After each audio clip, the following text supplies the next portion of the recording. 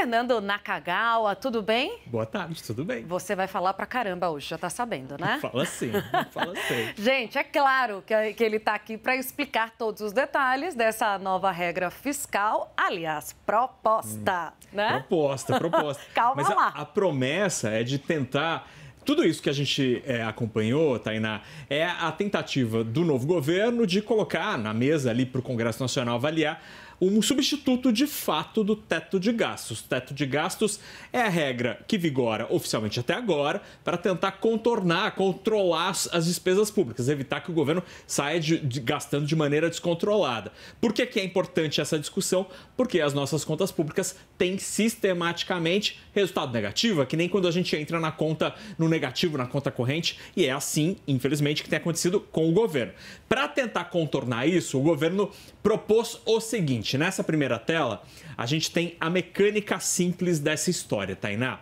A gente começa essa jornada, que o ministro mencionou, com uma meta de saldo das contas públicas. É o que os economistas chamam de superávit primário. O que é isso? É terminar o ano com algum dinheirinho ali na conta do governo, no caixa do Tesouro Nacional. A gente já fala sobre a meta, mas qual que é a mecânica? Existe essa meta e se o governo cumprir a meta, ele vai poder aumentar os gastos públicos em até 70% do aumento da receita.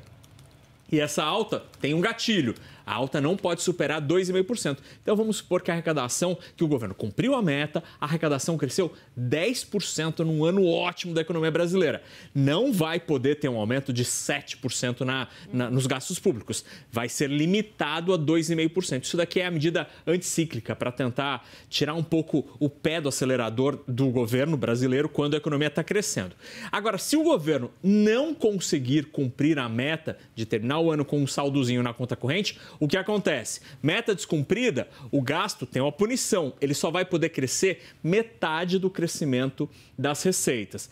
Aí você me pergunta, mas e se a receita, por acaso, a arrecadação de impostos, não crescer? Pois é, aí tem uma coisa. Existe a previsão de uma alta mínima, de um piso mínimo das despesas.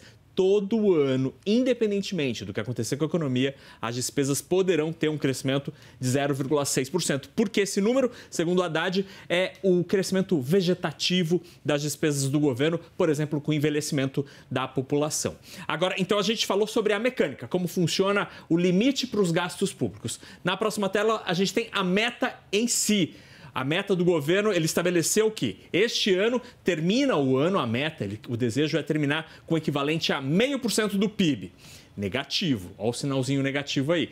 Isso dá mais ou menos ali uns 50 bilhões de reais negativos. Atualmente, o mercado financeiro espera um número perto de 1% negativo do PIB, então tem um esforço para ser feito. E aí, a partir dos anos seguintes, em 2024, você fica no 0 a 0, então as contas públicas iriam para a estabilidade, acabaria o rombo, essa é a promessa, e a partir de 2025, o governo terminaria efetivamente, pelo menos conforme a meta, com algum dinheiro, alguma sobra de caixa, e essa sobra de caixa é usada para pagar as dívidas públicas que cresceram muito ao longo dos últimos anos. Perfeito. Vamos ouvir mais um trechinho do que disse mais cedo o Haddad, quando ele nega que não serão criados novos impostos. O Naka vai explicar na sequência.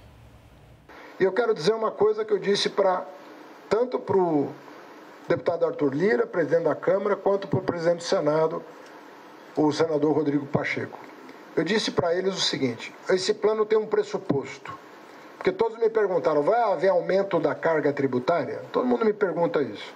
Depois que viram o arcabouço, fala, é consistente, mas nós queremos saber se essa consistência implicitamente exigirá um aumento da carga tributária. Se por carga tributária se entende criação de novos tributos ou aumento de alíquota dos tributos existentes, a resposta é, não está no nosso horizonte. Não está no nosso horizonte, é nunca? Ou pode ser? Pode ser. É que faz? Pode ser. O ministro mencionou um termo curioso, Tainá. Medidas saneadoras em termos de tributos. E, segundo ele, essas medidas que já estão em estudo podem aumentar a arrecadação de impostos em 100 bilhões a 150 bilhões de reais. É essa grana que pode fazer com que o Brasil termine o ano que vem com a conta ali no 0 a 0, sem o rombo das contas públicas. Mas aí você pergunta, mas de quem vai cobrar tanto imposto assim? Porque a gente já paga um monte de tributos. Dicas, né? Ele deu boas dicas. Ele falou, por exemplo, do segmento de apostas esportivas e também das grandes empresas de tecnologia, as Big Techs.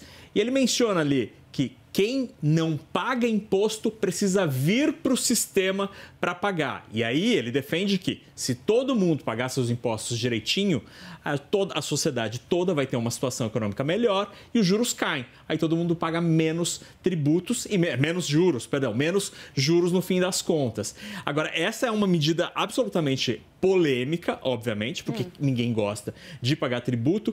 E o ministro faz um jogo de palavras ali, em que ele fala, não vai ter aumento da carga tributária se você entender a carga tributária como aumento de novos impostos, por exemplo. Criação de impostos. Ele falou, não vai ter CPMF. Como criação, né? Como? Perdão. Você fala como criação de novos impostos. Agora, mas isso não quer dizer que ele não vai mexer no que já existe. Exatamente. Ou um segmento que hoje tem um benefício tributário, ele pode começar a ter que pagar. E é assim, pelo lado das receitas, ele quer arrecadar mais dinheiro para tentar equilibrar as contas. Não é como muitos economistas defendiam, usar a tesoura para tentar cortar os gastos públicos. Sobre isso, Haddad praticamente não falou. O que ele quer é arrecadar mais dinheiro para conseguir, então, equilibrar as contas públicas. Perfeito.